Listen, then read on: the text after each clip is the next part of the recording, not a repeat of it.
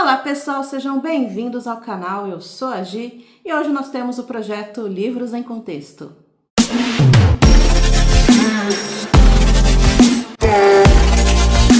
Oi gente, tudo bem com vocês? Bom, hoje então nós vamos dar continuidade na nossa conversa sobre a Mesopotâmia protodinástica.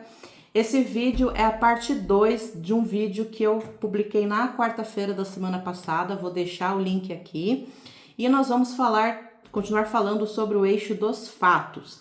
Então já vou pedir para vocês curtirem o vídeo, se inscreverem no canal, deixar algum comentário, caso vocês tenham alguma dúvida pode perguntar também e compartilhar com os amigos. Se vocês estiverem escutando um barulho, é meu gato que tá aqui fazendo arte, ele adora ficar arranhando ali a cama, né? Então ele tá fazendo isso agora.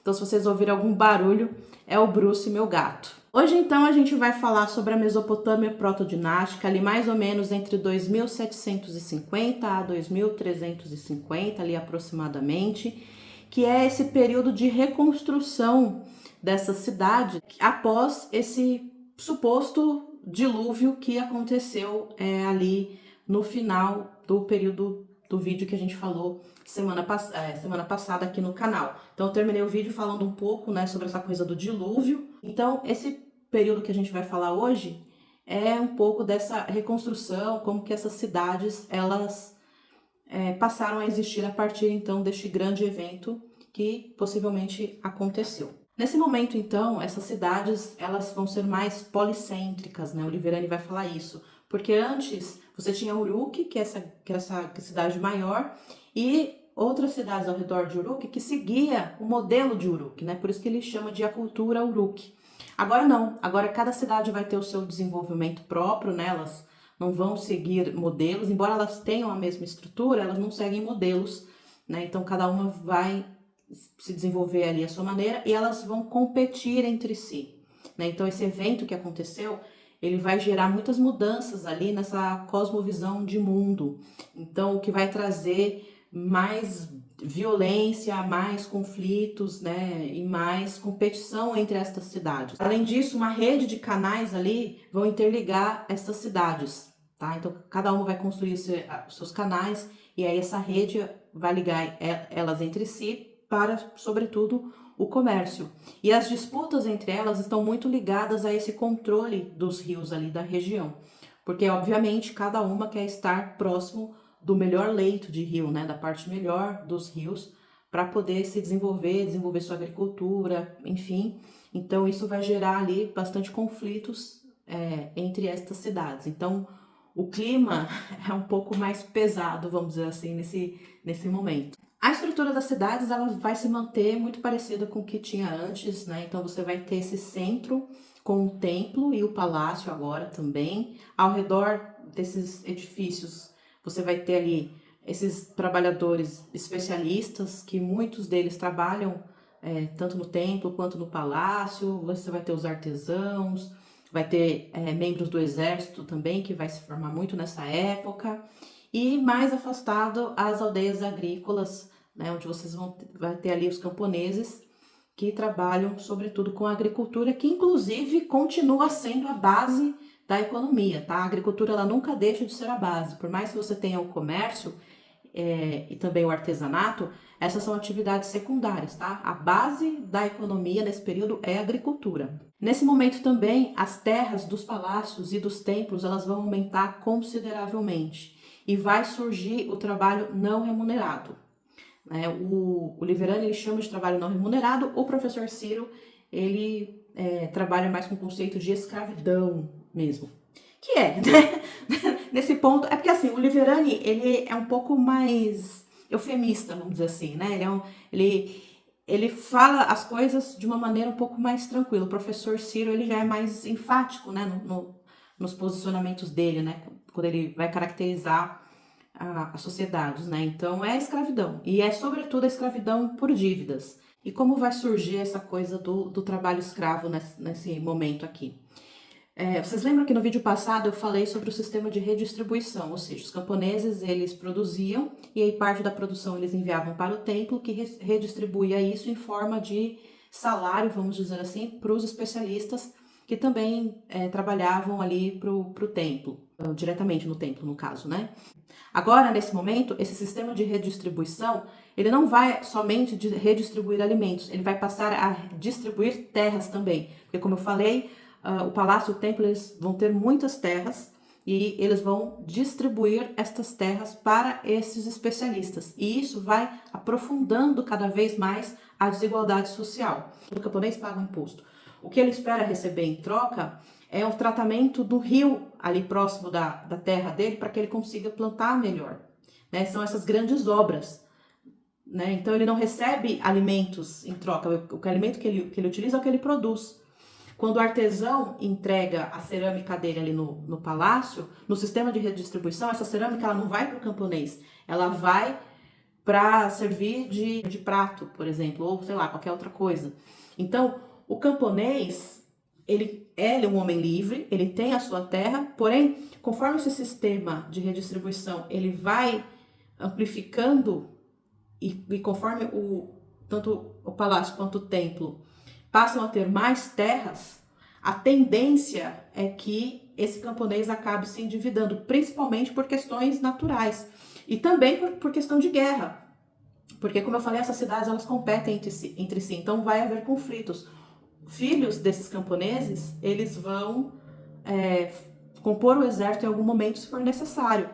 E uma coisa que o Liverani fala também, que é importante para a gente entender esse processo que vai gerando endividamento e que vai chegando na escravidão, é o sistema de herança. Porque a partir do momento que o palácio ele entrega uma terra para um soldado que ajudou a vencer na guerra, por exemplo, os filhos desse soldado eles vão receber essa herança dessa terra, né? Então, se esse soldado ele vier a falecer, né, ele vai ter o sistema de herança. O japonês ele fica imprensado nesse sistema, porque a herança possível que ele tem para os filhos dele é a divisão da própria terra. Isso se ele conseguir manter a terra até o final da vida. E no momento em que a população ela é grande, as famílias são grandes, quanto mais você divide, menos terras os seus herdeiros vão ter.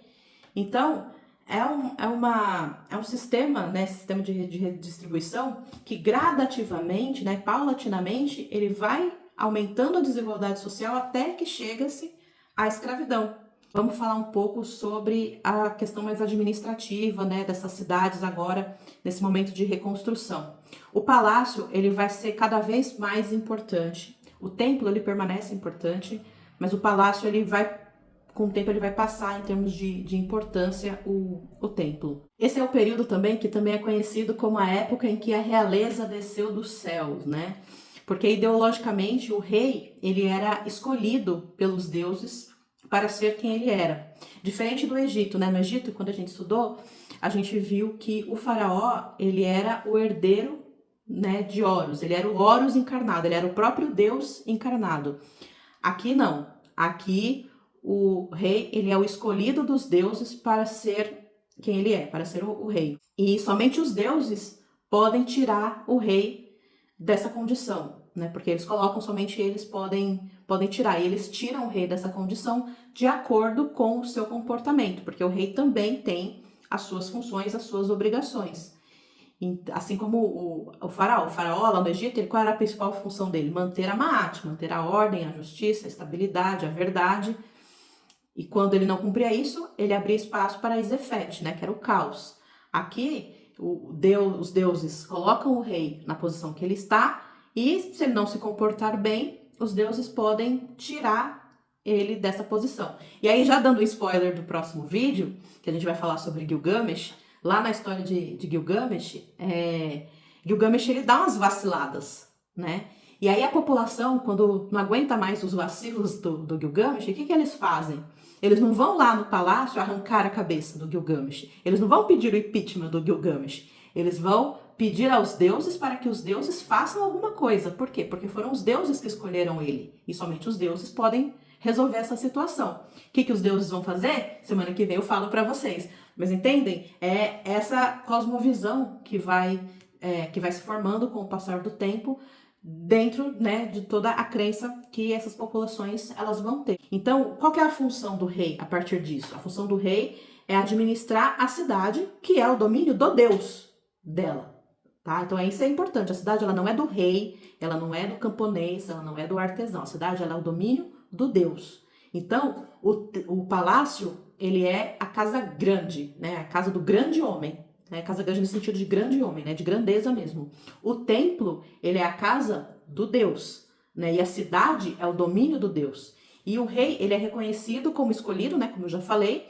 E o que ele tem que fazer é gerenciar a economia para que haja ali prosperidade, né, para que as pessoas vivam bem e também trazer segurança, né? Gilgamesh, por exemplo, dando outro spoiler, ele é conhecido por ter o quê? Feito a muralha, né, de Uruk. Então, o professor Ciro, inclusive, vai dizer que nessa de defender o território, os reis eles passam a ter essa função mais guerreira, passam a formar exércitos, e com o passar do tempo, isso vai trazer a criação, né, a formação dos primeiros impérios, né?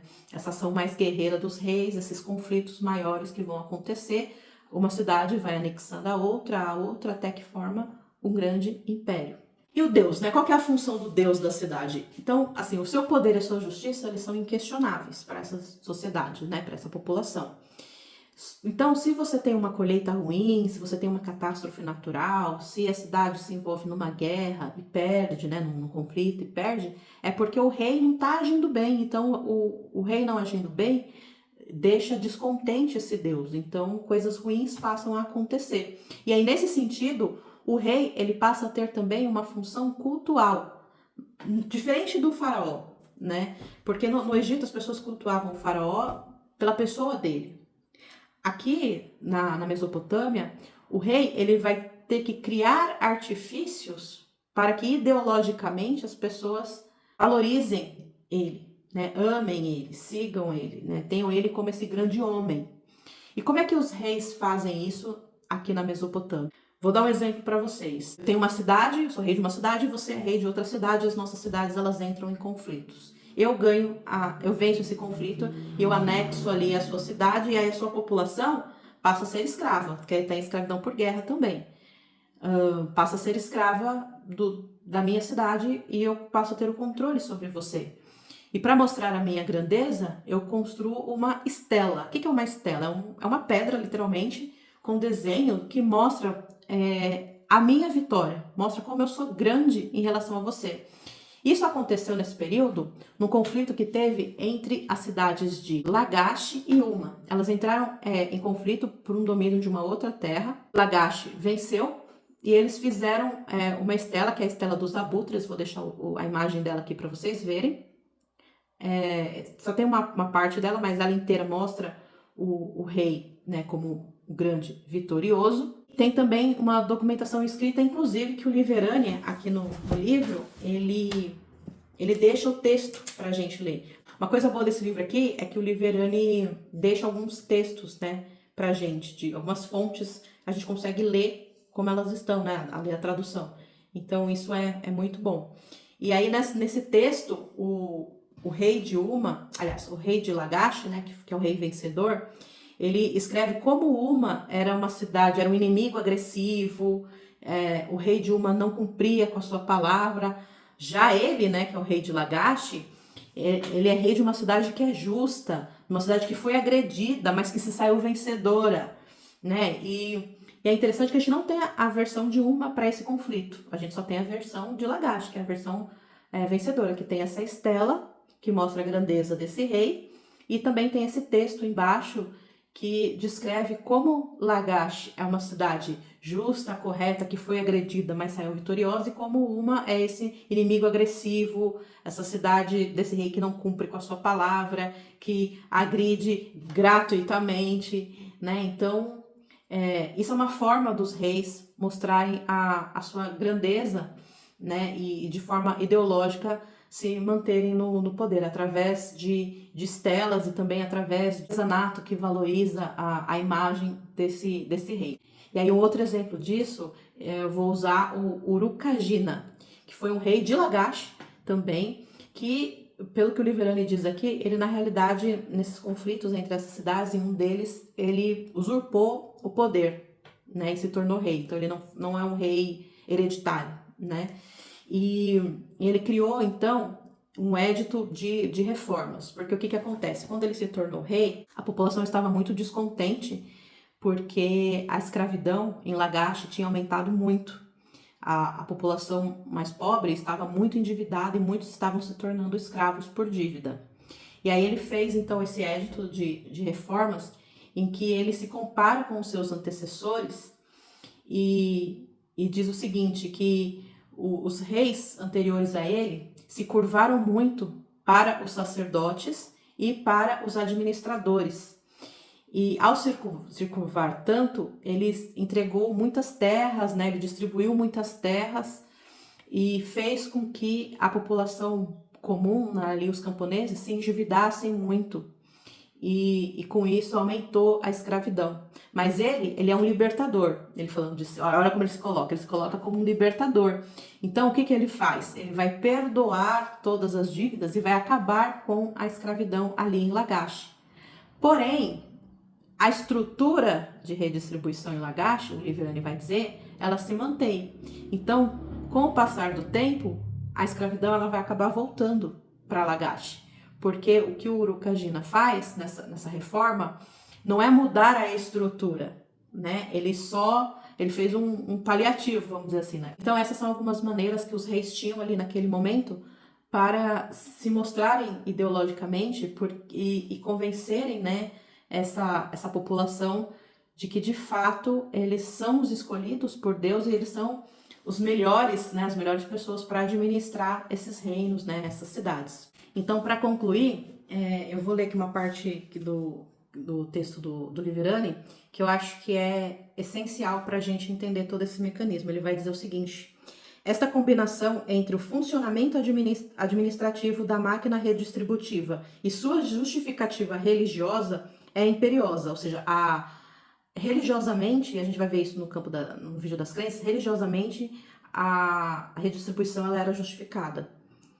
Dado que a máquina está baseada em evidentes e dolorosas desigualdades que não podem ser administradas apenas com mecanismos materiais. Oprimido pelos incontroláveis fenômenos naturais e pela onerosa administração estatal, o camponês mesopotâmico precisa saber que está sendo feito o possível para que tudo esteja sob controle, funcionando com eficiência e justiça, em vista do bem confiado ao Deus da cidade.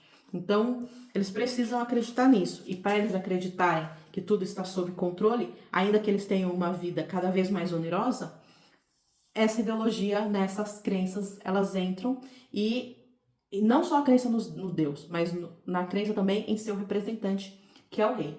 Tá certo? Então é isso, finalizamos então por aqui esse longo milênio aí de 3.400 a 2.350, dividi em 2 vídeos porque realmente era bastante coisa para falar, né? Isso, lembrando, é sobre o ponto de vista dos fatos, né? Então, mais para frente, no próximo vídeo a gente vai falar sobre Gilgamesh, que a gente vai ver um pouco da parte cultural, vamos ainda falar sobre o ramo das crenças, também vamos ler uma literatura que vai nos ajudar muito a entender essa questão das crenças e como tudo isso vai formando essa cosmovisão dessas populações, né, dessas cidades ali na Mesopotâmia protodinástica. Tá certo? Então é isso, espero que vocês tenham gostado do vídeo. Não se esqueçam de curtir, comentar e compartilhar. Se inscrevam no canal. Grande beijo para vocês e até mais. Tchau!